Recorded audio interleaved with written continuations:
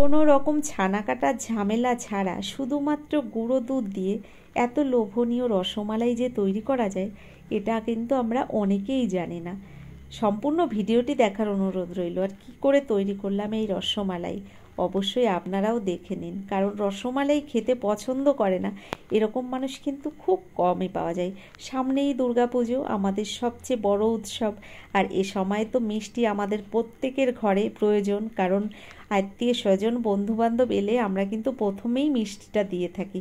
তো এই রসমালাইটা অন্তত একবার বাড়িতে বানিয়ে দেখবেন। চলুন দেখে নিন।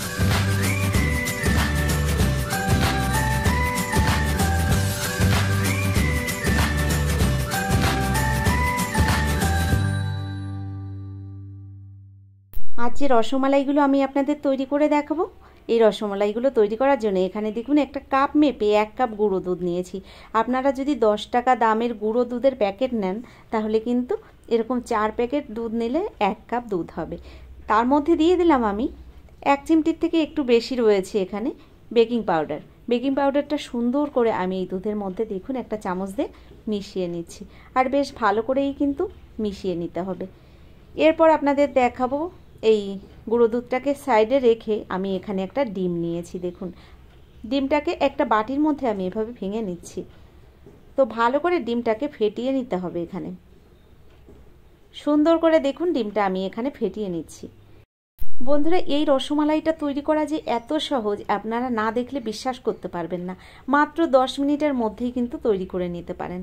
দেখুন ডিমটা ফেটিয়ে নিয়েছি, আর এদিকে যে গুঁড়ো দুধটাকে আমি আগে বেকিং পাউডার মিশিয়ে রেখেছিলাম এর মধ্যে এবার দিয়ে দিচ্ছি 2 চামচ পরিমাণে ঘি। দেখুন গুঁড়ো দুধের মধ্যে এবার ঘিটা দিয়ে দিলাম। এবার এই ঘিটা দেওয়ার পরে ভালো করে এই দুধটাকে মেখে নিতে হবে হাত দিয়ে। নমস্কার বন্ধুরা, কেমন আছেন সবাই? নিশ্চয়ই সবাই ভালো আছেন, আমিও ভালো আছি। টিয়া রান্নাঘর থেকে আমি তন্দ্রা আজ নিয়ে এলাম রসমালাইয়ের একটা রেসিপি। আমরা বাঙালিরা মিষ্টি খেতে ভীষণই পছন্দ করি। যে কোনো উৎসবে আমাদের কিন্তু মিষ্টিটা অবশ্যই দরকার। তো এই মিষ্টিটা আপনারা ঝটপট যখনই মন চাইবে 10 মিনিটের মধ্যে কিন্তু তৈরি করে নিতে পারবেন, কারণ এত সহজ একটা রেসিপি আপনারা একবার দেখুন তাহলে বুঝতে পারবেন। এখানে দেখুন ঘি দিয়ে দুধটাকে বেশ সুন্দর করে আমি মেখে নিয়েছি। এবার যে ডিমটাকে আমি ফেটিয়ে রেখেছিলাম এই ফেটানো ডিমটাকে আমি এই গুঁড়ো দুধের মধ্যে দিয়ে দিচ্ছি, আর এভাবে মেখে নেব। বন্ধুরা, আপনারা অনেকেই মনে করতে পারেন মিষ্টির মধ্যে ডিম দিয়ে যদি তৈরি করা হয় তাহলে ডিমের একটা আষ্টে গন্ধ লাগতে পারে। একদম বিশ্বাস করুন, এখানে কোনো রকম গন্ধ লাগবে না, কারণ আমি বাড়িতে বানিয়েছি, আমি জানি। আপনারা অবশ্যই একবার এভাবে বানিয়ে দেখুন আমার কথা বিশ্বাস করে, তাহলে বুঝতে পারবেন কোনো রকম ডিমের থেকে আষ্টে গন্ধ এখানে মনে হবে না। দেখুন এখানে যে ডিমটা নিয়েছিলাম পুরোটা ডিম আমার এখানে কিন্তু প্রয়োজন নেই, একটুখানি রয়ে যাবে, কারণ এখানে আমার মাখাটা প্রায় হয়ে গেছে। এর থেকে বেশি ডিম দেওয়ার কোনো দরকার নেই, তাহলে কিন্তু এই মাখাটা নরম হয়ে যাবে। দেখুন এখানে একদম ঠিকঠাক আমি মেখে নিয়েছি, আর এখন দেখে মনে হচ্ছে একটু নরম রয়েছে মাখাটা, তবে কিছুক্ষণ বাদে আপনাদের দেখাবো মাখাটা কিন্তু একদম ঠিকঠাকই হয়ে যাবে। তো এভাবে গুঁড়ো দুধটাকে আমি ডিম দিয়ে সুন্দর করে মেখে নিয়েছি, আর এইটুকু অবশিষ্ট রয়ে গেছে ডিম। দেখুন এবার এভাবে আমি কিছুক্ষণ রেখে দেবো, ওই 10 মিনিটের মতো আমি রেখে দিচ্ছি। তারপর আবার আপনাদের দেখাবো কতটা শক্ত হয়ে গেছে এই মাখাটা। দেখুন ভালো করে কিন্তু এভাবে আমি হাত দিয়ে মেখে নিচ্ছি। বন্ধুরা, এর আগে আমার চ্যানেলে বেশ কয়েকবার কিন্তু রসমালাইয়ের রেসিপি আপনাদের দেখিয়েছি, তবে এই রসমালাইটা সবথেকে সহজ পদ্ধতিতে আপনারা বানিয়ে দিতে পারেন। একদম হাতে অল্প সময় থাকলে আপনারা এভাবেই বানিয়ে নিতে পারেন, আর এত সুন্দর পারফেক্টভাবে তৈরি হয়ে যায় কি বলবো। দেখুন তাহলে বুঝতে পারবেন। এখানে দেখুন 10 মিনিট বাদে আপনাদের দেখাচ্ছি। মেখে নেওয়া দুধটা এখন কিন্তু একদম ঠিকঠাক সেট হয়ে গেছে। এবার এখান থেকে আমি ছোট ছোট লেচি কেটে রসগোল্লাগুলো তৈরি করে নিচ্ছি। দেখুন এভাবে হাত দিয়ে প্রথম আমি দেখেছিলাম, তো এভাবে ভালো গোল হচ্ছে না, তাই আমি 2 হাত দিয়ে কিন্তু এভাবেই গোল করে পাকিয়ে নিলাম। আর হাতটাকে আগে থেকে ভালো করেই আমি পরিষ্কার করে ধুয়ে হাতে কিন্তু একটু ঘি মাখিয়ে নিয়েছিলাম এখানে। দেখুন একটা রসমালাইয়ের মিষ্টি আমি তৈরি করে নিয়েছি, এভাবে কিন্তু বাকিগুলোও তৈরি করে নেব। একইভাবে মিষ্টিগুলো সব আমি একই সাইজে বানিয়ে নিচ্ছি। আপনারা যে কোনো শেপে বানিয়ে নিতে পারেন, লম্বা তৈরি করতে পারেন বা গোলভাবেই তৈরি করতে পারেন। বন্ধুরা, রসমালাই যেমনই শেপ দিন না কেন স্বাদটা কিন্তু একই থাকবে। এখানে আমি আমার পছন্দ মতো শেপ দিয়েছি, আপনারা আপনাদের পছন্দ মতো যে কোনো শেপেই মিষ্টিগুলো বানিয়ে নিতে পারেন। দেখুন এখানে আমি মিষ্টিগুলো সব এক এক করে বানিয়ে নিয়েছি। এবার আপনাদের দেখাবো মালাইটা কি করে তৈরি করি। দেখুন মিষ্টিগুলো এত সুন্দর দেখতে হয়েছে, নিশ্চয়ই আপনারা দেখেও বুঝতে পারছেন। ভীষণ সুন্দর লাগছে দেখতে। বন্ধুরা এখানে মিষ্টিগুলো তো সব তৈরি করে নিয়েছি, আর এদিকে আমি আগে থেকে 500 গ্রাম দুধ কিন্তু জাল করে রেখেছিলাম। তো দুধটা এখন ঠান্ডা হয়ে গেছে, আবারও গ্যাসটাকে অন করে দিলাম, আর এভাবে দুধটাকে ভালো করে আরও একবার ফুটিয়ে নেব। তো দেখুন এখানে গরম করতে বসিয়ে দিয়েছি দুধটা, আর এর মধ্যে এবার দিয়ে দেব আমি একটু এলাচ। তো এবার দেখুন এই দুধের মধ্যে আমি 2টো এলাচ ফাটিয়ে দিয়ে দিচ্ছি, আর এলাচটাকে দেওয়ার পরে এভাবে আমি কিছুক্ষণ ফুটিয়ে নেব দুধটা। তারপর এর মধ্যে দিয়ে দেব চিনি। তো চিনিটা আপনারা যেমন মিষ্টি খেতে পছন্দ করবেন সেই অনুযায়ী কিন্তু চিনিটা ব্যবহার করবেন। তবে রসমালাই কিন্তু একটু হালকা মিষ্টিই খেতে বেশি ভালো লাগে। আমি এখানে 5 চামচ চিনি ব্যবহার করেছিলাম। 500 গ্রাম দুধের জন্য আমি 5 চামচ চিনি ব্যবহার করেছি। দেখুন চিনিটা আমি দিয়ে দিলাম দুধের মধ্যে, আর এভাবে দুধটাকে ভালো করে একবার ফুটিয়ে নেব।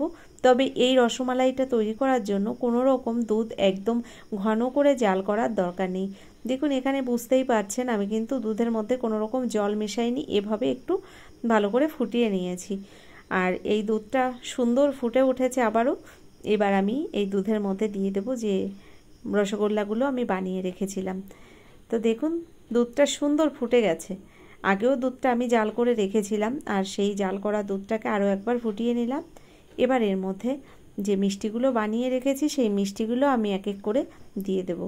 খুব সহজ রেসিপি, কিন্তু আপনারা মন চাইলে যে কোনো সময় এই মিষ্টিটা বানিয়ে নিতে পারেন, খুব সহজেই তৈরি হয়ে যাবে। দেখুন মিষ্টিগুলো দেওয়ার সঙ্গে সঙ্গে কেমন ফুলে উপরের দিকে উঠে আসছে, দেখে বুঝতে পারছেন। আর কতটা বড় বড় হয়ে যায় দেখুন। খুব সহজে একটা রেসিপি, আপনারা কিন্তু দুর্গাপুজোর মধ্যে একবার এই মিষ্টিটা বাড়িতে বানিয়ে নিতে পারেন খুব সহজে। এভাবে রসমালাই একবার যদি আপনি কাউকে বানিয়ে খাওয়ান, সে কিন্তু বুঝতেই পারবে না যে আপনি এটা ঘরে তৈরি করেছেন। তো দেখলেন তো কত সহজে কিন্তু এই রসমালাইটা বাড়িতেই তৈরি করে নেওয়া যায়। বন্ধুরা আমার এই রেসিপিটি আপনাদের কেমন লাগলো অবশ্যই কিন্তু আমাকে লিখে জানাবেন। যদি আমার এই ভিডিওটা আপনাদের ভালো লেগে থাকে, এখনও একটা লাইক দিতে ভুলে গেছেন, অনুরোধ করব একটা লাইক দিয়ে যারা এখনও চ্যানেলটিকে সাবস্ক্রাইব করেননি অবশ্যই আমার চ্যানেলটিকে সাবস্ক্রাইব করে আমার ভিডিওর পাশে থাকা বেল আইকনটি ক্লিক করে নোটিফিকেশানটা অল করে দেবেন।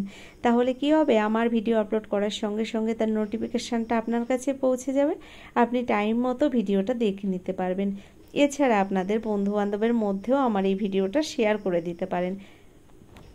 তো দেখুন এখানে আমি হাই ফ্লেমে এই রসমালাইটাকে এভাবে কিছুক্ষণ ফুটিয়ে নিচ্ছি, আর দেখে তো আপনারা বুঝতেই পাচ্ছেন কোনটুকু মিষ্টিগুলো ছিল, মিষ্টিগুলো কিন্তু ফুলে ফুলে অনেকটা বড় হয়ে গেছে।